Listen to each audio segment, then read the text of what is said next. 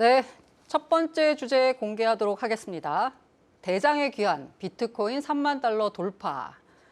지금 저희 방송을 하는 시간 이 즈음에는 아마 3만 달러 약간 못 미치는 것 같습니다. 어쨌든 3만 달러 안팎에서 거래가 이어지고 있는데요. 뭐 이런저런 사건 많았습니다. 그럼에도 불구하고 비트코인 가격은 소처럼 뚜벅뚜벅 앞길을 가고 있어서 지금 우리 투자자들의 기대감을 뿜뿜 시켜주고 있는데요. 강 세장, 왜 된 건지 그리고 앞으로 어떻게 될 건지 한번 일단 짚어보도록 하겠습니다. 자, 우리 정리환, 김동환 대표님. 네. 비트코인 가격 좋을 일이 그렇게 있었나? 왜 이렇게 잘 나가는 거죠? 지금 지나고 나서 보니까 이제 좀 더 명확해지는 부분들이 있습니다. 사실 이제 1월 달부터 강세장이 시작되어서 맞아요. 지금 쭉 꾸준히 올랐죠. 한 3, 4개월 정도가. 가장 큰 이유는요. 원래 작년 3월부터 미국 연준이 금리 인상을 하면서 네네. 급격하게 그 글로벌 유동성이, 달러 유동성이, 통화 유동성이 줄어들었었는데 그래서 지난해 시장이 굉장히 안 좋았죠. 그렇죠. 실제로 비트코인 가격 보면 2022년 내내 우하향세를 기록했었거든요. 그래서 한때 뭐 15,000달러 선까지 맞아요. 내려가기도 하고 그랬었는데 요게 작년 12월 정도에 반전이 되기 시작합니다. 일단 12월에 무슨 일이 있었냐면 보통 이제 금리 같은 경우, 이 국채나 미국 금리 투자하시는 분들은 이제 잘 아시는 지표인데 3개월물 미국채 금리와 2년물 미국채 금리가 이제 장단기 금리 역전이 발생합니다. 보통 이렇게 되게 되면 네네. 아주 직접적인 금리, 그러니까 경기 침체, 리세션의 징후이기 때문에 역사적으로 보면 이게 역전된 이후에 미국에서 연준에서 그렇게 유의미한 금리 인상을 한 적이 별로 없어요. 그러니까 그래서 경기 침체가 우려되기 때문에 금리를 올리기가 어렵다. 그렇죠. 더 이상 금리 못 올릴 것 같다. 음. 그러면 남은 건 금리 인상 중단과 거기에 이어지는 금리 인하일 텐데 금리 인하에 사람들이 주목하기 시작한 거죠. 언제 되더라도 금리가 인하될 거다. 그러면 지금 당장 사자.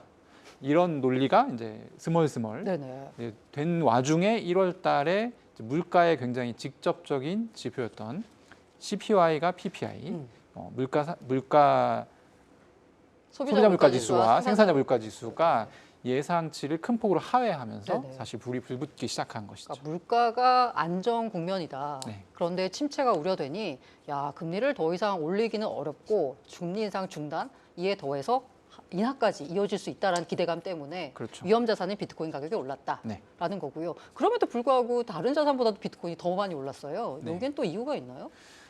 사실 이제 제가 얘기한 거는 아주 표면적인 이유고 네. 여기에 이제 아주 스멀스멀 숨어 있는 네네네. 이유가 또 하나 있는데요. 비트코인은 위험 자산으로 분류되기도 하지만 사실 안전 자산으로 분류되기도 합니다. 예전에 디지털 그렇죠. 금이라고 해서 그런 논리가 조금 있었는데 근데 나스닥하고 비슷하게 움직였잖아요. 그렇죠.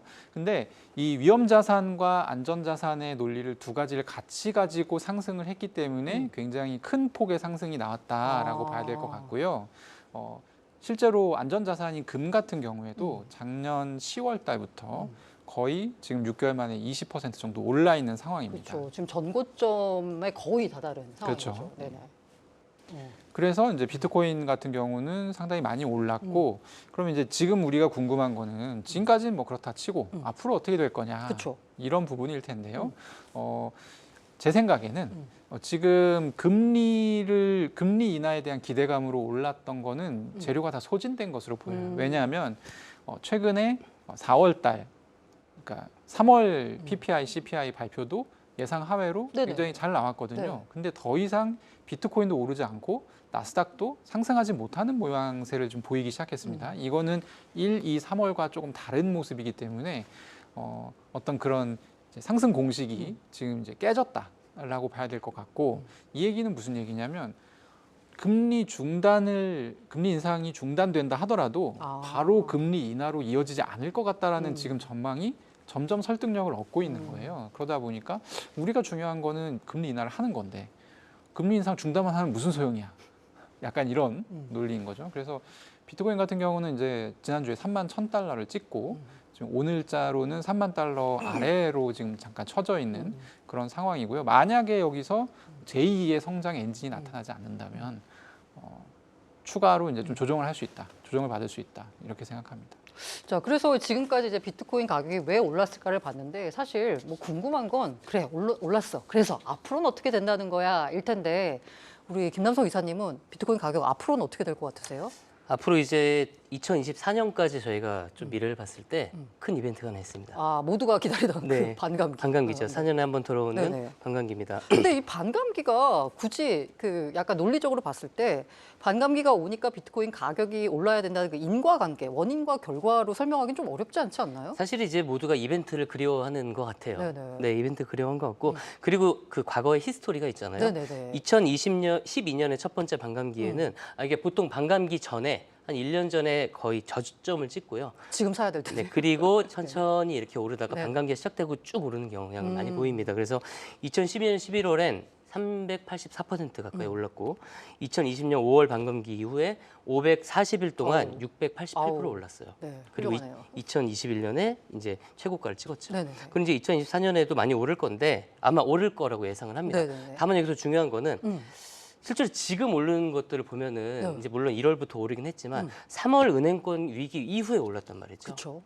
그 부분이 방금 김동관 대표님 말씀하신 안전자산 쪽에 대한 어떤 니즈가 생긴 것이고 전통 금융들이 하나씩 좀 무너질 때 그 상승을 하면서 이것이 뭔가 전통금융의 피난처라는 이야기가 있었는데 사실 저는 이게 조금 많이 위험하다고 생각을 합니다. 왜냐하면 요즘 자꾸 어떤 기사라든지 뭘 보면 네네. 이제는 비트코인이다. 비트코인이 디지털 금 물론 이제 이런 닉네임이 있긴 하지만 전통금융이 아니라 디지털 금인 비트코인을 사야 된다. 이분법적으로 보기 마련인데 사실은 같이 가야 됩니다. 왜냐하면 가상자산의 가치는 법정 화폐랑 연계가 되고 네네. 우리가 가장 중요한 우리 생태계에 중요한 스테이블 코인도 달러랑 같이 패깅이 돼 있죠. 하나가 무너지면 하나가 무너질 수 있게 돼 있는 거고 최근 바이낸스 같은 경우도 이제 어떤 그 전통 금융과 연동을 찾고 있다 보니 이 자체 하나만으로는 절대 살 수 없는 생태계라서 두 가지가 절대 인문법으로 보면 안 되고 우리가 투자를 하면서 거시경제를 보면서 같이 네. 안전자산으로 가는 그림을 만드는 게 중요하다고 생각을 합니다.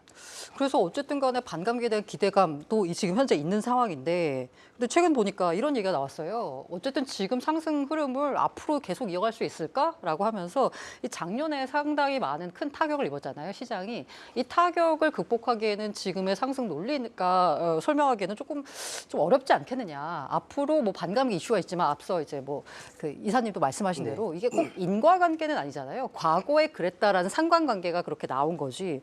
그래서 시장에서는 야 지금 뭐 일부는 지금 3만 달러가 일종의 이제 지지선이 되면서 앞으로 상승세를 이어갈 거다라고 보는 분들도 있고 아니면 이 3만 달러가 어떻게 보면 이제 저항선이 될 수 있잖아요. 요걸 고점으로 해가지고 실제로 3만 천 찍었다가 이제 계속 내려와가지고 3만 선에서 횡보를 하고 있는 상황인데 지금 앞으로도 계속 횡보할 것 같다라고 전망하는 쪽도 있고 이 두 분은 어느 쪽으로 보세요? 이게 지지선이 돼서 앞으로 쭉 갈까요? 아니면 새로운 저항선으로 작용할까요? 저는 현재로서는 저항선으로 작용할 가능성이 조금 더 높다고 보고요. 왜냐하면 아주 3만 달러 위에서 확실하게 자리매김을 하는 모습을 보여주지는 못했잖아요. 네네네. 그리고 워낙 그동안에 가파르게 급작스럽게 빠른 시간에 올랐기 때문에 야 이렇게 올랐는데 뭐 조정 좀 있을 수 있지 않아? 이런 심리는 사실 투자자들 사이에서 굉장히 만연한 것으로 보이거든요. 이게 조정이 나타난다 하더라도 더 이상 뭐 이렇게 놀라거나 이럴 수준도 지금 분위기는 아닌 것 같고요. 네네. 그리고 또 하나는 아까 이제 새로운 성장 동력이 나타나야 된다라는 말씀 드렸는데 지금까지가 어떤 비트코인이 위험 자산의 논리로서 올랐다고 한다면 네네. 앞으로는 안전자산의 논리로서 올라야 됩니다. 금리 인하가 실질적으로 나오기 전까지는 안전자산의 논리로서 올라야 되는데 그게 뭐냐면 아까 그 전 세계적으로 최근에 이제 금 굉장히 많이 샀다고 네네네. 말씀드렸었잖아요. 그것처럼 왜 금을 사냐면 지금 달러 패권의 지위가 굉장히 조금 균열이 가고 그쵸. 있다라고 하는 것이 작년 우크라이나 전쟁 이후에 계속 지금 나오고 있는 관측들이거든요. 달러가 힘이 약해지면 비트코인은 달러로서 가격이 매겨지는데 상대적으로 가격이 가치가 올라갈 수밖에 없게 됩니다. 사실. 그래서 금값 같은 경우도 그래서 오른 것이고요. 그래서 사실 이제 달러의 대항마로 금을 선택했던 사람들이 금값이 거의 전고점 가까이 왔기 네, 때문에 맞습니다. 뭐 또 살만한 게 없나? 안전자산이 없나 하다가 비트코인에 꽂히는 순간이 되면 오. 2차 랠리가 일어날 수 있다고 저는 생각합니다. 근데 그 타이밍은 조금 봐야 될 것 같습니다. 아직은 지금 언제 그 타이밍이 올지는 지금으로서는 명확하게 예측하기는 좀 어려운 실제로 상황입니다. 보면 이제 중국이나 러시아 쪽에서 금 수요가 굉장히 많았어요. 그렇죠. 근데 이 수요가 만약에 비트코인을 넘어온다? 상상만 해도 굉장히 흐뭇한 일인데 네. 오늘 보니까 물론 작은 나라긴 하지만 이제 부탄이라는 나라의 국부 펀드가 3조 5천억 정도 이제 규모가 된 국부 펀드가 이 몰래 비트코인을 사모았다라는 뉴스가 나왔습니다. 포브스가 보도한 건데 사실 확인 안 됐지만 이런 식으로 작은 나라에서부터 뭐 이미 베네수엘라는 법정 통화로 택한 나라도 있고요. 이 외환 보유고의 일부를 비트코인으로 가져간다라고 상상만 해도 비트코인 가격은 굉장히 많이 올 것 같은데 이건 약간 먼 얘기고요. 일단 이제 비트코인 얘기해서 또 다른 알트코인 이슈로 넘어가 보자면 사실 비트코인 가격이 강세를 굉장히 보였습니다. 상대적으로 이더리움 가격이 좀 비실비실한 느낌이 있었는데 일단 이것도 박수 칠까요? 우리 이더리움 샤펠러 업그레이드 무사히 마무리가 됐습니다. 와, 자 업그레이드가 무사히 마무리되면서 사실 샤펠러 업그레이드의 핵심은 뭐다? 스테이킹된 이더를 출금할 수 있다. 출금할 수 있으니까 사람들이 스테이킹한 거 출금해가지고 시장에 던지는 거 아니냐. 매도 압력으로 인한 이더리움 가격 하락에 대해서 우려했었는데 결과는 정반대였습니다. 네. 샤펠러 업그레이드 덕분에 이더리움 가격이 오히려 더 많이 올랐어요. 2,100달러까지 찍었다가 지금은 그 100달러 돌파했다가 지금 2,100달러 선에서 왔다 갔다 하고 있는데 왜 이렇게 오른 건가요, 이사님? 지난주에 저희가 업앤다운을 했을 때 다 오른다라고 하셨어요. 근데 생각보다 더 올랐어요. 네, 맞습니다. 실제로 머지가 좀 어떤 좀 기준점이 됐던 것 같아요. 네네. 머지 업그레이드 때 조금 오르다가 떨어졌거든요. 네, 맞아요. 그리고 이번엔 두 번째로 인출이 가능하다 보니까 대규모 인출 사태가 일어날 거다. 사실 라고 이제 걱정했죠. 기우였죠. 기우였고요. 지금 뭐 11개월 만에 최고가를 찍었고 스테이킹 규모 TVS도 많이 증가를 했습니다. 지난주에 저희 말씀드렸던 것처럼 사실 이제 플랫폼별로의 컨디션, 인출에 대한 컨디션이 다르기 때문에 대규모 인출이 되지 않을 것이고 그리고 뭐 추가적인 말씀을 더 드리면 지금 수익 구간에 있는 비율이 한 40% 정도밖에 안 됩니다. 그리고 이 정도 오름세면 더 기다릴 수 있다는 안정감이 있을 것 같고요.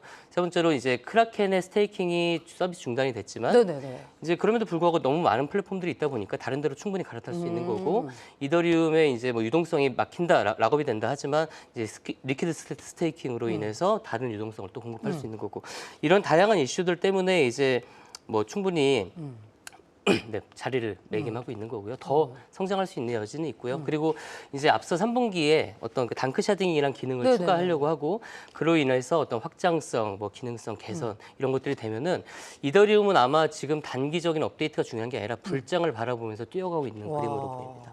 뭐 상상만 해도 참 멋진데 근데 제가 살짝 약간 들었던 생각이 뭐냐면 이더리움 가격이 오르면서 이러면 레이어 2라고 할 수 있죠.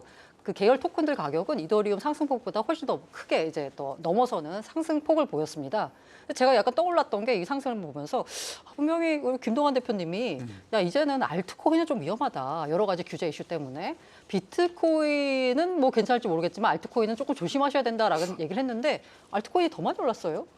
왜냐하면 예측이 틀리신 건가요? 뭐 결과적으로 예측이 틀린 건데 네네네. 저는 이제 그런 어떤 투자에 관련된 가격이 오를 것 같다 내릴 것 같다 조언을 드릴 때는 원금을 손해를 안 보는 방향으로 드리기 때문에 네네네. 알트코인에 투자하는 것이 그다지 현명하지 않다. 왜냐하면 이게 가격이 오를 확률이 제가 보기에 내릴 확률보다 더 많지 않기 때문에.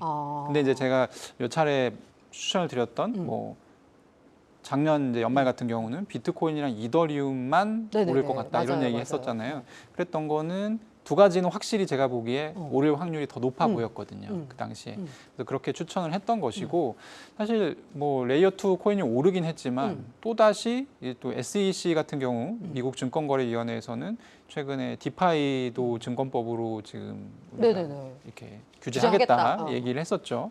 그래서 변수가 너무 많습니다.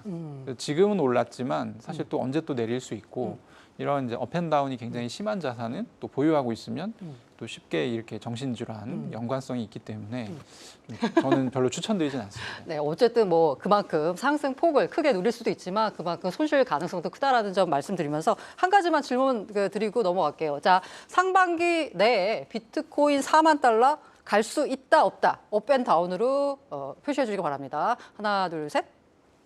다운? 네. 이 뭡니까 이거는? 모르겠다. 네. 아니, 가격이 하나만 이제 하세요. 두 종류인데요. 네네네.